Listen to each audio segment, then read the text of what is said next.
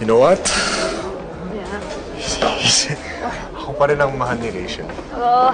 Hindi siya kayang bawiin sa akin ng June na yun. I will prove it to you. Mark my words, Phoebe. Madaling sabihin, mahirap gawin. Ano ka?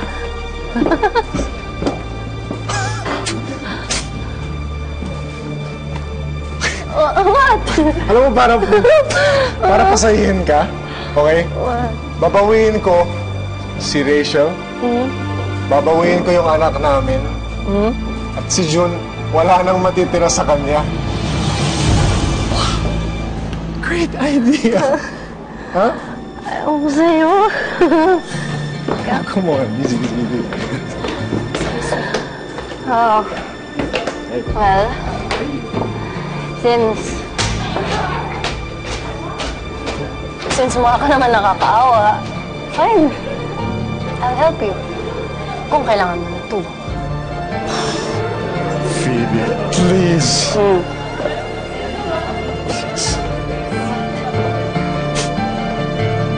Ayaw ko sa'yo.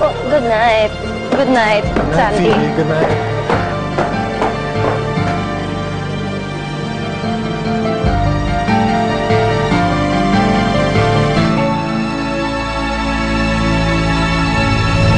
Tinuloy pala ni Rachel kay ang pagbubuntis niya.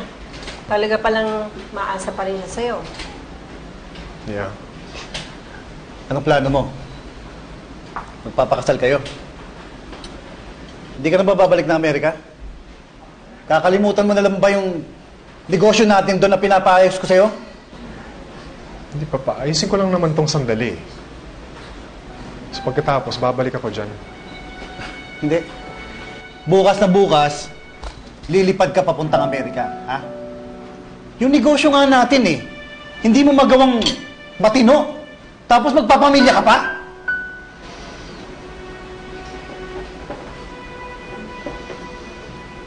Papa, this time, ako na ang gagawa ng sarili kong decisions. At ngayon, hindi ako papayag na aalis ako hanggat hindi ko naayos ang problema namin ni Rachel. Ano sabi mo? Ha? Sabi mo? Renato! Divina! Huwag kang makilam dito. Narinig mo sabi ko, ha? Pupunta ka ng Amerika! Nag-usap na kami ng papa mo. Next month, pupunta ka na ng Amerika. Kinausap ko siya. Sabi ko sa kanya, hayaan ka na munang ayusin ang problema mo kay Rachel. Thanks, Mom. But, hindi ibig sabihin nun, payag na kami magpakasal kayo at magsama. Aayusin mo lang yung arrangement ninyo tungkol dun sa bata ni Rachel. At lalong hindi rin kami papayag na kukunin mo yung anak mo sa kanya. Ma'am. Masisira ang training mo.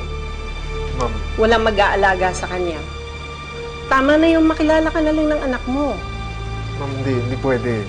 Listen. Ako nagagawa ng sarili kong decisions. Okay? Kukunin ko na yung anak ko. Sa ayat mo sa gusto. Kahit kidnapin ko pa yung bata kay Rachel. Basta makuha ko lang siya sa kanya.